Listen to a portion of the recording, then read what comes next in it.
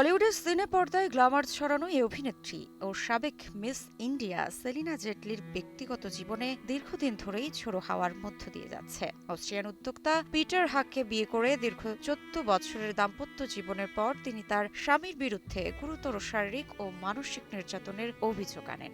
এরপর শুরু হয় সন্তানদের অধিকার ফিরে পাওয়ার আইনি লড়াই। আর এরই মাঝে এবার পুত্র শোকে ভেঙে পড়লেন এই নায়িকা।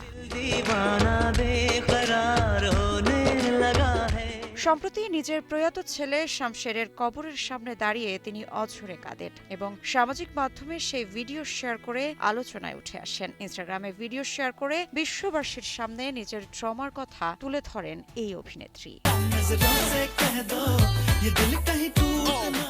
প্রকাশিত ভিডিওর ক্যাপশনে সেলিনা জেটলি লেখেন, একজন মা হিসেবে নিজের ট্রমা বিশ্ববাসীকে দেখানোর জন্য এই হৃদয় বিদারক ভিডিওটি শেয়ার করা ছাড়া আমার আর কোনো উপায় ছিল না। গত কয়েক সপ্তাহ আমার জীবনের সবচেয়ে কঠিন সময় ছিল।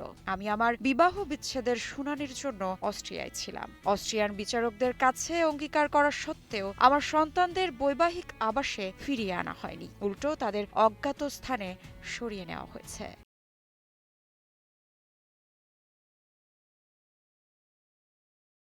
এ সময় তিনি নিজের কষ্টের কথা উল্লেখ করে আরও জানান, আমার সন্তানদের মধ্যে কেবল ছেলে শামশেরের সাথেই আমার দেখা হয়েছে, যে কিছুদিন আগে মারা গেছে। এটি এমন একজন মায়ের গল্প যিনি সন্তানদের জন্মের দিন থেকে তাদের জন্য সবকিছু করেছেন। কেবল স্বামীর ক্যারিয়ার ও উচ্চাকাঙ্ক্ষাকে সমর্থন করার জন্য আমি নিজের দেশ, বাবা মা এবং কর্মস্থল ছেড়ে ভারত থেকে দুবাই, সিঙ্গাপুর ও অস্ট্রিয়ায় বারবার আবাসন পরিবর্তন করেছি।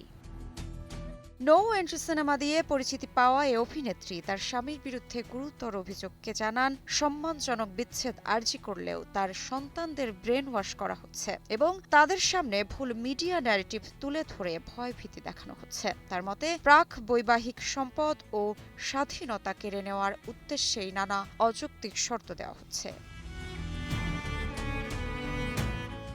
একদিকে সন্তান হারানোর বেদনা, অন্যদিকে স্বামীর সঙ্গে বিচ্ছেদের আইনি নোটিশ নিয়ে অযৌক্তিক শর্তক্ষেপণ, সব মিলিয়ে মানসিকভাবে ভেঙে পড়েছেন সেলিনা জেটলি। ফলে উপায় না পেয়ে মৃত সন্তানের কবরের দিকে তাকিয়ে নিজের মনের দুঃখ ভাগাভাগি করে অঝরে কাঁদেন এই অভিনেত্রী। Desk report, news 24।